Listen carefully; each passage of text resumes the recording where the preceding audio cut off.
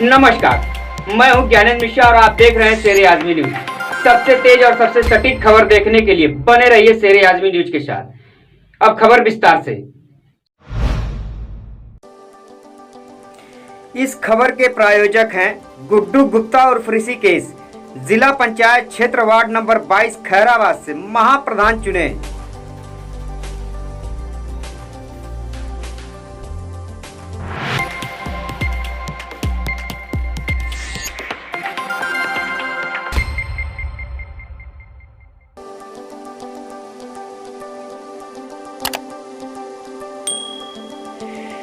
भारतीय वायुसेना ने दिया था ऐसा जवाब, सोचकर कांप उठता है पाकिस्तान। कश्मीर के पुलवामा में सीआरपीएफ के काफिले पर हुए हमले की आज दूसरी बरसी है।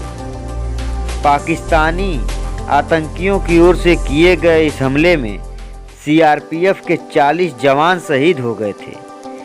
इसके बाद भारत ने ऐसा बदला लिया कि उसे याद करते ही आज तक पाकिस्तान कांप उठता है। जी, पुलवामा आतंकी हमले से ऐसी ही जुड़ी कुछ कहानी आगे आपको बताते हैं। पुलवामा आतंकी हमला 14 फरवरी 2019 को हुआ था, जब 78 वाहनों का काफिला 2500 जवानों को लेकर जम्मू से श्रीनगर जा रहा था। ये काफिला अवंतीपोरा के पास लेथीपोरा में नेशनल हाईवे 44 से गुजर रहा था। करीब दोपहर 3:30 बजे 350 किलो विस्फोट से भरी एक एसयूवी काफिले में घुसी और भयंकर धमाका हुआ। जिस बस से एसयूवी टकराई थी उसके परखच्चे उड़ गए थे। उस दिन देश में 14 फरवरी 2019 को वैलेंटाइन डे मनाया जा रहा था। तभी इस खबर से पूरा देश दहल गया।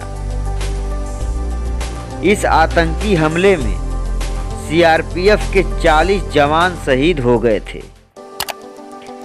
पाकिस्तान समर्थित आतंकी संगठन जैशे मोहम्मद कि इसकी कार्यपूर्ता कार्रवाई से पूरा देश गुस्से में उबल उठा।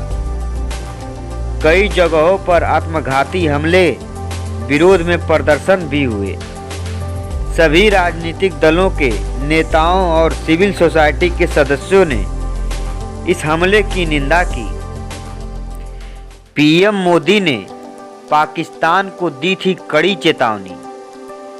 प्रधानमंत्री नरेंद्र मोदी ने लोगों की भावनाओं से खुद को जोड़ते हुए कहा था कि जैसी आग आपके भीतर जल रही है वैसी ही मैं भी अपने सीने में महसूस कर रहा हूं। उन्होंने पाकिस्तान को कठोर चेतावनी दी कि हर आंसू का बदला लिया जाएगा। उन्होंने भारतीय सेनाओं को कार्रवाई के लिए खुली छूट दे दी थी। अमेरिका समेत दुनिया के कई देश ने इस हमले की आलोचना की थी। पुलवामा हमले का बदला लेने के लिए राष्ट्रीय सुरक्षा सलाहकार अजीत डोवल के नेतृत्व में तीनों सेनाओं ने योजना बनानी शुरू की। तत्कालीन वायुसेना प्रमुख बीएस धनोआ ने 15 फरवरी 2019 को सरकार के सामने एक स्ट्राइक विकल्प रखा, जिसे मंजूर कर लिया गया। इसके बाद एयर स्ट्राइक के लिए तैयारी शुरू हो गई। जगह चुनी गई पीओके का बालाकोट। वहां पर कई आतंकी कैंपों के होने का इनपुट था। आतंकी शिविरों पर एक सप्ताह रखी गई निगाह। वायुसेना 16 फरवरी से 20 फरवरी तक एलओसी के पास सर्विलांस रखना शुरू कर दिया। वायुसेना के ड्रोन विमान लगातार पाकिस्तानी इलाके में चल रहे आतंकी शिविरों का बारे में जानकारी इकट्ठा कर रहे थे। रा और आईबी समेत देश के खुफिया एजेंसियां भी इसमें काम में मदद कर रही थी।